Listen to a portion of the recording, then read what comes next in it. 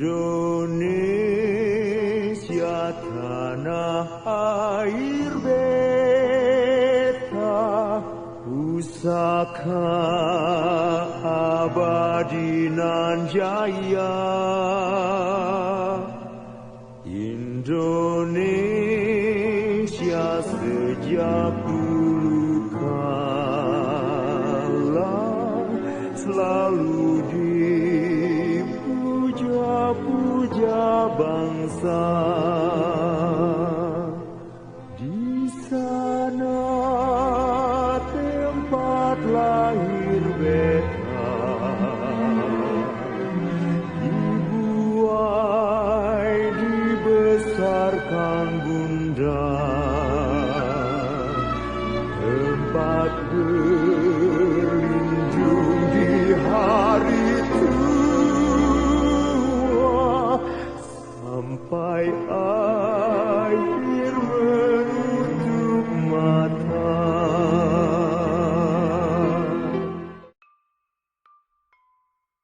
Bagi para siswa, berjumpa kembali dengan saya, Fajar Adi Nugraha, dalam materi biologi. Kali ini saya akan membahas mengenai Kingdom Animalia. Seperti kita ketahui bahwa Kingdom Animalia itu adalah kingdom terakhir yang kita pelajari di kelas 10. Pada kelas 10 ini yang akan kita bahas adalah taksonomi, tentang taksonomi hewan. Sedangkan histologinya nanti di kelas, dan anatominya di kelas 11 IPA. Taksonomi itu berarti pengelompokan makhluk hidup. Nah, ini waktu kelas awal-awal kita sudah belajar beberapa kingdom. Sekarang kingdom yang terakhir adalah Animalia. Nah, pada kesempatan kali ini kita akan belajar Kingdom Animalia, tepatnya pada invertebrata. Jadi Kingdom Animalia itu dibagi menjadi 9 filum, tetapi kali ini saya akan membahas tentang invertebrata, khususnya Mollusca, Arthropoda, dan Echinodermata. Sebelumnya kita belajar dulu tentang karakteristik Animalia. Bersel banyak, sering disebut dengan multiseluler. Kemudian motil, yang artinya bergerak, memiliki membran nukleus atau sering disebut dengan eukariot. Makanya yang membedakan adalah kalau pada prokariot, pada bakteri itu tidak memiliki membran nukleus. Maka Animalia itu disebut dengan organisme eukariot.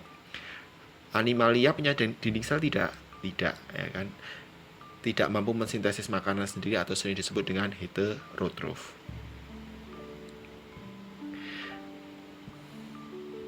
Nah, ini adalah 9 filum dari Animalia. Ada Porifera, Coelenterata, Platyhelminthes, Nematelminthes, Annelida, Mollusca, Arthropoda, Echinodermata, dan Chordata. Platyhelminthes, Nematelminthes, dan Annelida ini sering disebut dengan vermes. Kemarin di video sebelumnya sudah saya jelaskan tentang siklus hidup cacing. Nah, Porifera, Coelenterata, Platyhelminthes, Nematelminthes, Annelida, Mollusca, Arthropoda, dan Echinodermata ini disebut dengan invertebrata. Apa yang dimaksud dengan invertebrata? Invertebrata merupakan kelompok hewan yang tidak mempunyai tulang punggung atau ruas-ruas tulang belakang. Sedangkan chordata ini disebut dengan vertebrata. Mollusca, filum yang akan kita bahas adalah Mollusca. Mollusca ini merupakan kelompok hewan bertubuh lunak. Jadi hewan-hewan ini dikelompokkan dalam satu filum, itu dasarnya adalah bertubuh lunak. Tubuhnya yang lunak beberapa dilindungi oleh cangkang yang tersusun dari zat kapur. Namun ada juga yang tidak bercangkang. Nah, Mollusca ini dibedakan menjadi 5 kelas.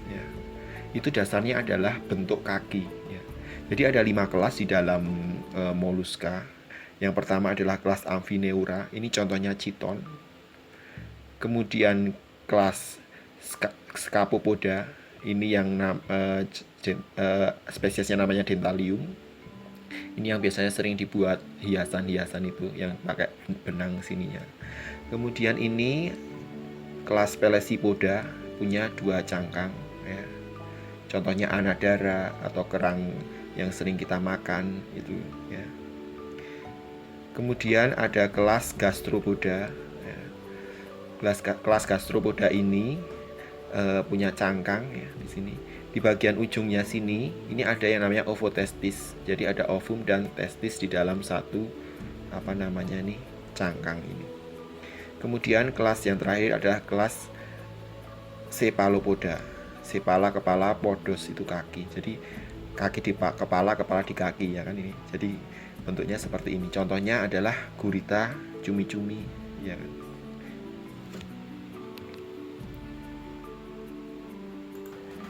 Nah, filum berikutnya adalah Arthropoda. Poda itu podos kaki ya kan. Hewan dengan kaki beruas-ruas ya.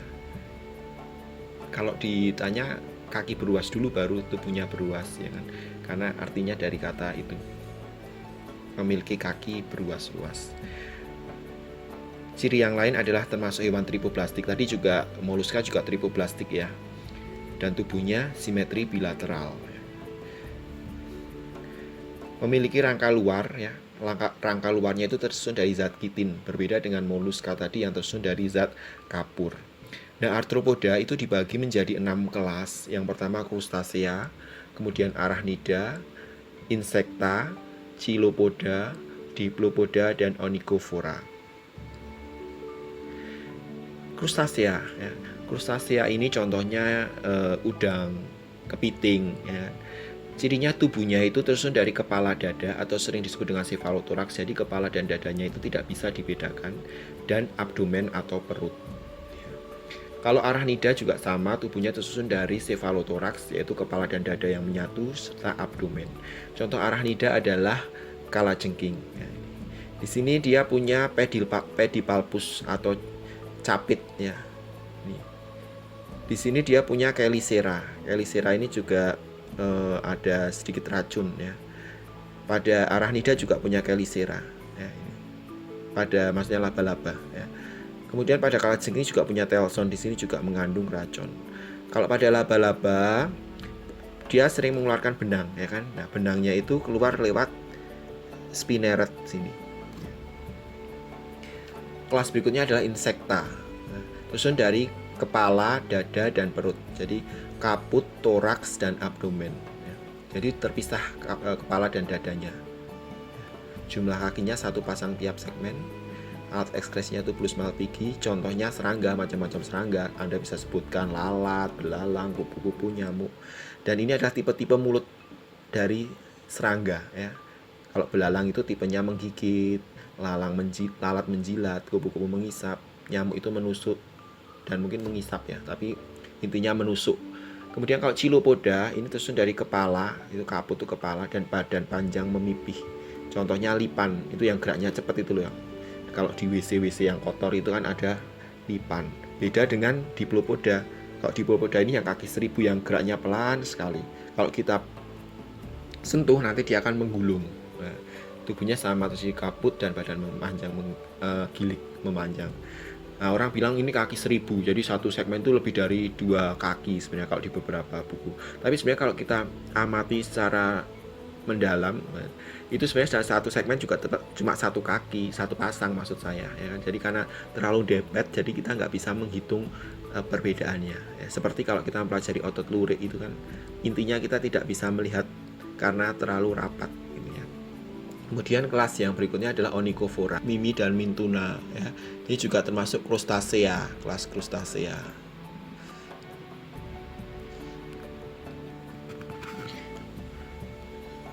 Ini kelas dari arachnida ya, laba-laba ya. Ini kita bisa melihat bagaimana laba-laba itu membuat benang-benang. Ini saya ambil dari YouTube.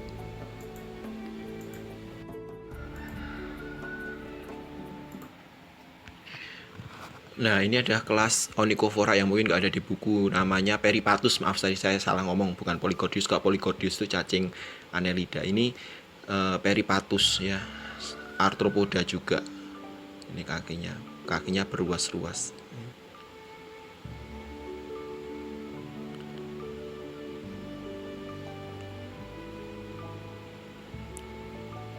Nah, ini Anda bisa saksikan. Ya mungkin ini spesies yang mungkin di buku tidak ada, tapi saya tambahkan saja biar apa namanya sebagai referensi baru.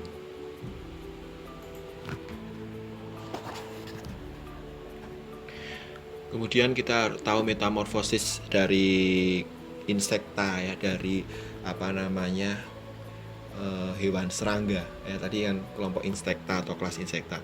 Ada yang disebut dengan metamorfosis sempurna. Ini contohnya adalah pada kupu-kupu ya, metamorfosis sempurna. Dari telur kemudian menjadi ulat, menjadi kepompong, kemudian menjadi kupu-kupu muda dan menjadi kupu-kupu dewasa. Kemudian ada yang metamorfosis tidak sempurna ya. Ini contohnya tidak memasuki masa pupa atau kepompong. Nah, metamorfosis sempurna ini sering disebut dengan hulu metabola. Sedangkan kalau yang tidak sempurna disebut hemimetabola. Kemudian invertebrata yang terakhir adalah Echinodermata. Echinodermata itu adalah hewan yang memiliki kulit duri. Permukaan tubuh Echinodermata itu umumnya memang berduri. Nah, duri tersebut itu terbuat dari yang namanya zat kapur. Echinodermata memiliki alat gerak kaki ambulakral namanya, yang merupakan sebuah tabung yang dilengkapi dengan alat pengisap. Nah, Echinodermata itu dibagi menjadi 5 kelas. Nah, tadi sudah dikatakan bahwa Echinodermata itu hewan berkulit duri. Permukaan tubuhnya disusun oleh zat kapur ya, bukan zat kitin tapi zat kapur. Nah, Echinodermata ini dibagi menjadi 5 kelas atas dasar bentuk tubuhnya. Yang ini adalah Holoturoidea, contohnya adalah mentimun laut. Ini Asteroidea, bintang laut contohnya. Ini Echinoidea, contohnya landak laut ya. Landak laut memang berbeda dengan bulu babi. Biasanya kalau bulu babi itu lebih kecil-kecil ininya ya.